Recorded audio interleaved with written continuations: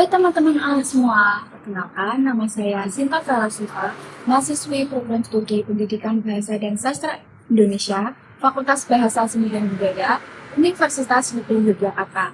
Pada kesempatan kali ini, kita akan berbincang-bincang dengan seorang tokoh inspiratif bagi saya, yang mungkin nantinya akan menginspirasi bagi teman-teman semua. Narasumber kita pada kali ini yaitu Kak Handika Septianugroho, mahasiswa program studi Pendidikan Bahasa Inggris di Universitas Slamet Riyadi. Pada video kali ini kita akan ngobrol-ngobrol santai mengenai pengalaman baru, pandangan, dan cerita-cerita yang menarik yang mungkin nantinya akan memotivasi bagi kita semua. Simak video kita selanjutnya ya. Halo Mas Dika, selamat sore. Halo, selamat sore. Bagaimana kabarnya? Alhamdulillah baik. Alhamdulillah, semoga kita semua dan Mas Dika selalu diberi kesehatan dan kemudahan dalam hidup. Nah, sebelum lanjut ke ngobrol-ngobrol nih, mungkin dari Mas Dika bisa sedikit menceritakan tentang diri sendiri dan menceritakan kesibukan apa sih yang sedang Mas Dika lakukan saat ini kepada teman-teman oleh yang mungkin nanti sudah menonton video kali ini. Nama aku Septianugroho, bisa dipanggil Handika atau Buya. Saat ini merupakan mahasiswa aktif semester 2 di Universitas Slamet Riyadi Surakarta, mengambil jurusan Pendidikan Bahasa Inggris. Selain itu, saya aktif mahasiswa dalam organisasi baik di tingkat kampus, regional maupun juga provinsi, dan juga saat ini aktif sebagai duta bahasa profesional.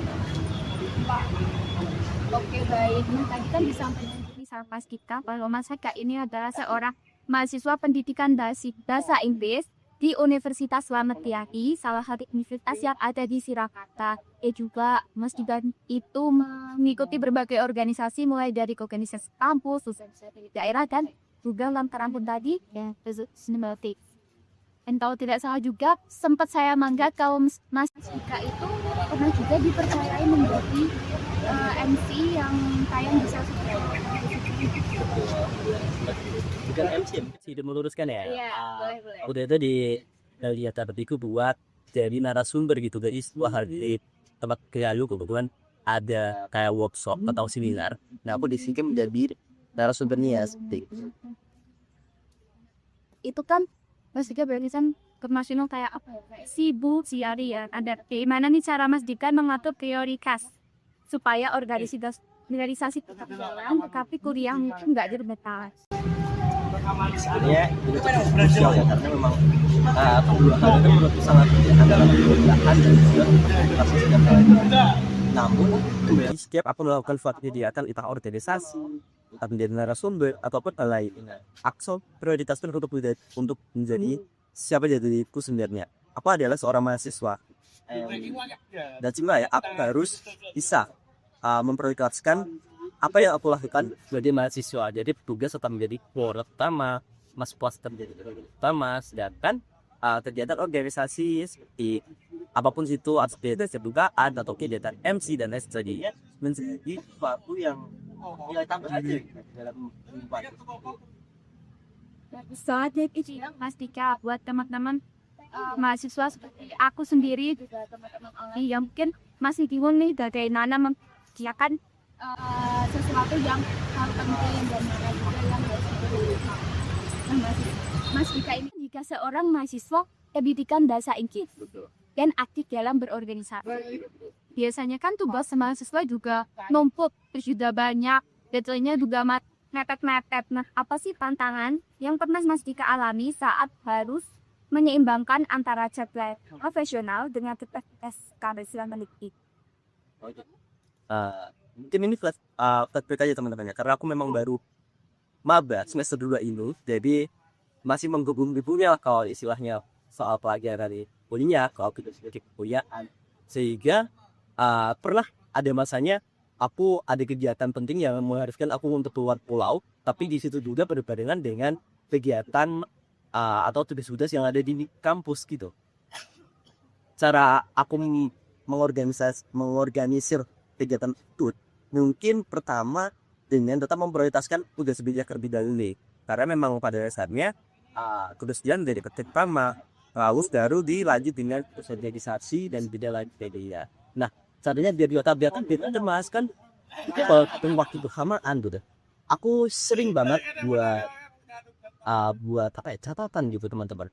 Fun fact-nya nih ya, aku itu orangnya pelupa, sering banget lupa. Dan ketika dulu tuh sering banget kejadian kayak misal sore sebenarnya ada acara tapi aku bodoh-bodoh sama orang lain. Nah dari situ tuh aku belajar kalau memang time management itu perlu banget. Dengan cara apa? Dengan cara mencatat, besok hari ini aku kegiatan apa aku catat di Google Calendar. Terus besok ada acara apa aku catat. Bahkan si simbol kayak keramas, kegiatan keramas gitu aja aku sampai catat juga gitu. Jadi setiap hari itu benar-benar ke planning. Oh hari Senin itu jadwal keramas. Oh hari Rabu itu jadwal foliasi atau lain. Hal sesimpel kayak gitu tuh memang perlu aku catat biar nggak lupa gitu. Dan lebih terus juga karena memang ketika aku mandi juga aku bukan yang tipe mandi cepat, aku butuh mandi yang lama dan menurutku waktu itu sangat penting gitu dalam kehidupan aku. Jadi aku harus bisa memaksimalkan semua menit-menit yang aku lakukan. Jadi harus dicatat gitu ya.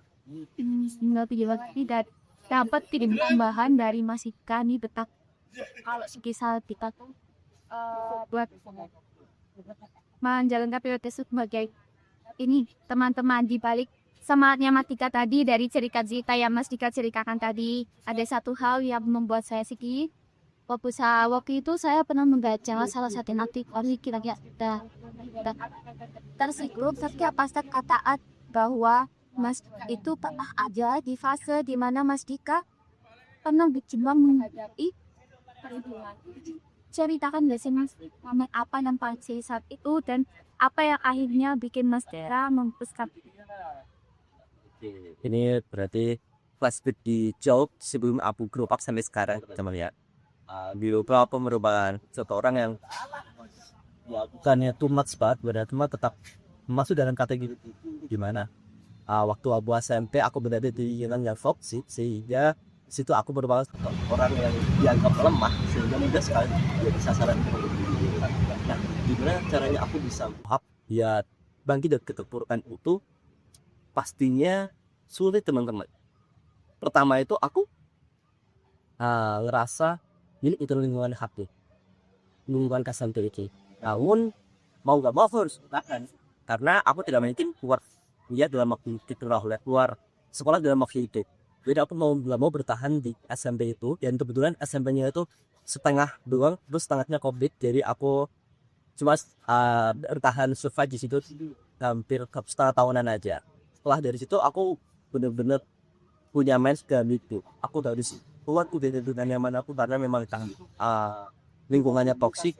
So jadi tidak boleh aku berdiam lama di sini gitu. Dan akhirnya aku mencoba untuk keluar dari lingkungan toksik itu dengan cara aku mendaftar di sekolah KSMK yang ada di pusat kota Kabupaten Sepadi.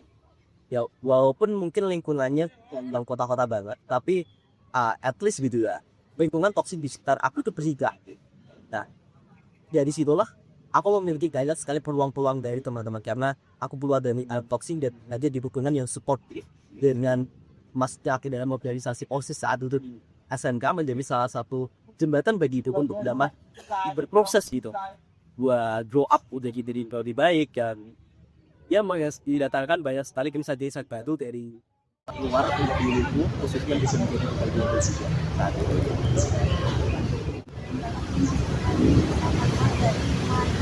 Mencari orang baru, hubungan yang positif dan bisa memberikan teman kalian yang positif.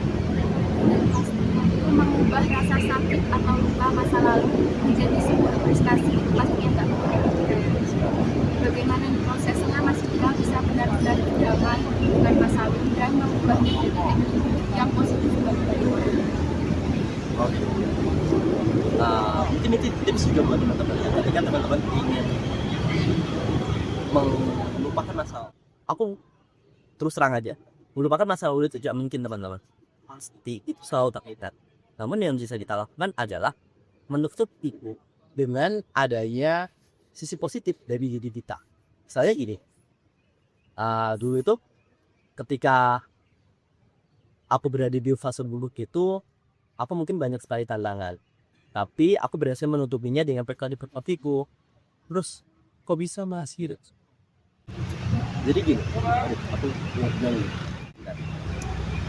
santai aja Mas Dika, nggak apa-apa, nggak usah terlalu dibawa sih. Oke. Oke, jadi gini teman. Mungkin tidak mudah bagi aku juga buat bertahan sampai debut sekarang. Pasti banyak sih tantangan-tantangan yang datang, masalah yang datang. Namun aku berani bilang bahwa diriku kalau semua itu pasti terjadi. Dan apa yang kita lakukan hari ini bahkan bakal berpengaruh di kemudian harinya. Jadi adanya tantangan-tantangan di masa lalu itu tidak dilupakan, tapi dijadikan pembelajaran untuk masa depan. Dan fokus aja ke apa yang teman-teman lakukan sekarang gitu. Teman-teman, aku dulu juga nggak aspek aku harus memberikan kebermanfaatan. Aku nggak bilang kayak gitu. Awal aku mulai adalah ingin keluar dari zona nyaman, dari lingkungan toksik itu sendiri. Awalnya cuma kayak gitu doang, baru sedikit demi sedikit aku mulai memiliki keinginan tersendiri untuk dapat memberikan kebermanfaatan bagi lingkungan di sekitar. Startnya mungkin nggak langsung, aku pengen langsung memberikan kebermanfaatan, tidak. Startnya aku harus keluar dari lingkungan toksik ini. Ada tips lagi nih, melupakan masa lalu yang tidak mungkin untuk diingat-ingat kembali dan ditutup dengan sisi positif yang ada dari dalam diri sendiri, dan tantangan dari masa lalu tersebut dibuat sebuah pelajaran. Nah, kalau semisal dilihat yang sekarang ini, pastinya banyak sekali orang yang kagum dengan kepercayaan diri Mas Dika, banyak sekali orang yang kagum dengan pencapaian Mas Dika. Tapi jujur Mas, pernah nggak sih rasa insecure atau rasa trauma di masa lalu Mas Dika itu muncul lagi saat Mas Dika itu mau naik atau mau naik lagi ke atas panggung? Bagaimana cara Mas Dika mengatasi itu? Oke. Sebenarnya cukup sering teman-teman. Mungkin bagi teman-teman yang lihat di media unik banget kalau keluar isi materi kayaknya nggak pernah nervous, dia nggak pernah takut deh gitu. Sebenarnya justru ya teman-teman ya, aku di sendiri tuh juga masih sering ngerasa struggle ketika aku harus naik panggung. Aku juga mesti ngerasa kayak demam panggung dan lain sebagainya. Namun cara aku buat mengatasinya itu dengan cara pertama mencari ketenangan. Aku bisa apa ya bang? Di tendo apa ya? Iya, kayak aku bisa tahu gitu, menempatkan, bisa tahu kalau kenapa sih aku bisa nervous ketika naik panggung? Apakah aku dalam keadaan lemah atau aku dalam keadaan kelampar gitu? Jadi energi yang aku miliki itu kurang gitu. Akhirnya dari hal kayak gitu aku bisa mengatasinya. Oh, kalau mau naik panggung aku harus nemu aja dulu. Kalau mau naik panggung at least 1 jam 2 jam sebelum aku udah makan dulu, udah kenal dulu. At least, atau mungkin ketika aku mau naik panggung aku makan dulu gimana? Apa ketika aku berada di atas panggung dan di depan itu orang-orang penting, aku sering banget buat ngerasa nervous terus gemeter gitu. Tapi itu normal teman-teman, karena memang hal itu tuh sering terjadi ketika kita menjadi narasumber gitu. Nervous wajar, cuma paling bagi kita buat bisa ngatur diri kita sendiri bagaimana cara kita menyikapi ya. Ini aslinya di balik aura positif Mas Dika yang terpancar di atas panggung ini, ternyata ada berkas badan yang luar biasa, dan ternyata juga ada rasa buat evaluasi diri sendiri supaya nanti di atas panggung lancar, nanti di atas panggung nggak nervous gitu ya. Terus juga Mas Dika nih sekarang kan sebagai mahasiswa pendidikan, bagaimana pandangan Mas Dika soal maraknya kasus bullying yang terjadi saat ini? Dan kasus bullying yang terjadi saat ini, korbannya itu ada yang sampai bunuh diri, ada yang sampai meninggal karena nggak kuat atas apa yang mereka alami. Langkah nyata apa yang ingin Mas Dika lakukan lewat ilmu yang Mas Dika dapatkan? Cara dulu aku sempat merasakan ya, jadi aku tahu benar bagaimana sih cara meningkatkan orang-orang yang merasa insecure, merasa terkena bullying atau bahkan nggak pede lah dengan dirinya sendiri gitu. Pastinya ketika aku merasa di posisi tersebut, aku tuh dengan pasti butuh seseorang yang inspirasi diri untuk ides. Nah, mungkin cara bagaimana aku buat berkontribusi dalam adanya kasus bullying tersebut pastinya dengan cara membuat konten-konten edukatif. Pertama, mungkin teman-teman yang follow Instagram tuh bisa lihat di laman Instagram tuh bahwa ini aku sering banget buat buat inspirasi soal teman-teman, buat tahu daya diri, buat gak peduliin kata omongan orang dan lain sebagainya.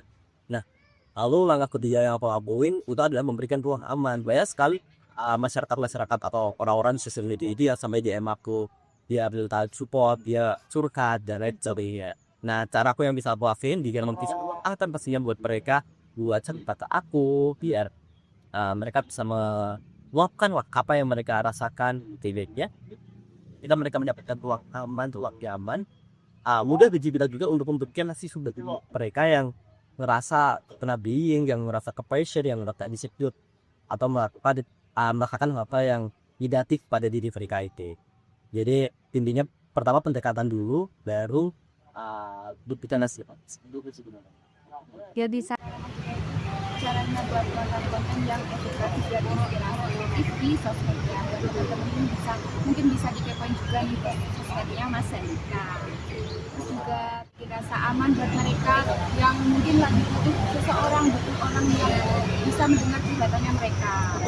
Nah, kalau saat ini seandainya Mas Dika bisa bicara dengan Andika di masa lalu yang saat itu mungkin lagi merasa sedih, lagi merasa tertekan, apa hal yang paling ingin Mas Dika sampaikan ke kalian? Oke, ini pesan mungkin untuk juga ketika masih SMP mungkin ya, dulu sering nangis, sering ngerasa insecure, sering ngerasa gak pede sama diri sendiri gitu ya. Aku kalau bilang sama diri aku bahwasanya it's okay buat kerasa lo apa, it's okay buat kerasa kami gak baik-baik aja, satu buat kamu nangis karena apa yang sedang kamu rasakan itu akan menjadi pembelajaran untuk buat ini lebih kamu ya. Dan apapun yang kamu rasakan, entah kamu mau nangis, entah kamu ngerasa insecure, jadikan itu sebagai alat buat dirimu berkembang di kemudian harinya.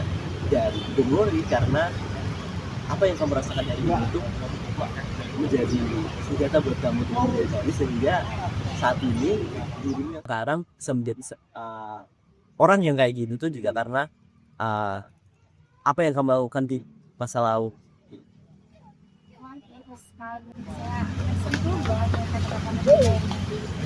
Makasih juga buat Mas Dika karena mau berbagi sisi yang paling personal sama aku, sama teman-teman lain juga. Nah, terakhir banget nih sebelum kita menutup perbincangan pada kali ini, apa pesan penyemangat buat teman-teman mahasiswa atau anak muda di luar sana yang mungkin sekarang lagi merasa kehilangan harapan atau lagi merasa gelap banget atau sedang berada di titik rendah mereka? Banyak sekali punya teman-teman yang mungkin merasa dirinya stuck di situ aja, nggak bisa berubah, nggak bisa apa. Ini satu teman-teman dunia nggak bakal mungkin teman-teman biar sukses. Teman-teman harus mulai diri teman-teman mulai terus take action untuk diri teman-teman sendiri agar bisa sukses. Karena dunia yang ada aksinya dan mereka yang cuma mulailah berikan aksi kepada diri teman-teman, gak usah peduliin orang lain, gak usah peduliin apa yang mereka omongin tentang diri kamu. Pokoknya coba aja apapun yang teman-teman ini lakuin itu. Teman-teman cari passion teman-teman, hobi teman-teman apa, mungkin hobi teman-teman ada yang nyanyi, fokus pada hal itu, gunakan kelebihan untuk dikembangkan kamu. No matter what people thinking about you, because this is your life. Mereka nggak punya hak untuk kalian. Hidup kalian adalah apa yang teman-teman lakukan di kemudian hari ini yang mungkin nantinya akan memberikan dampak yang maksimal ketika teman-teman bisa melakukan itu dengan maksimal juga di setiap harinya. Maksimalkan setiap hari teman-teman melakukan yang terbaik karena pasti itu akan mempengaruhi kemudian hari. Bagus banget nih kata-katanya. Kita dapat kata-kata baru. Dunia itu nggak nunggu kita untuk sukses. Teman-teman harus mulai tidak usah perkirakan omongan dari orang lain. Obrolan kita dari tadi ternyata Yakin banget nih kita banyak belajar dari Mas Dika bahwa luka itu nggak selamanya jadi penghalang. Justru bisa menjadi fondasi yang paling kuat buat kita membangun kesuksesan di masa depan. Semoga obrolan saya dengan Kak tadi bisa menjadi inspiratif bagi teman-teman yang Mungkin sekarang lagi rasa bulak atau aku lagi kerasa kehilangan apa. Kan punya mantu masing-masing untuk kita. Saya sih kayak Sepa dan narasi teriak luar biasa. Sampai jumpa. Iya.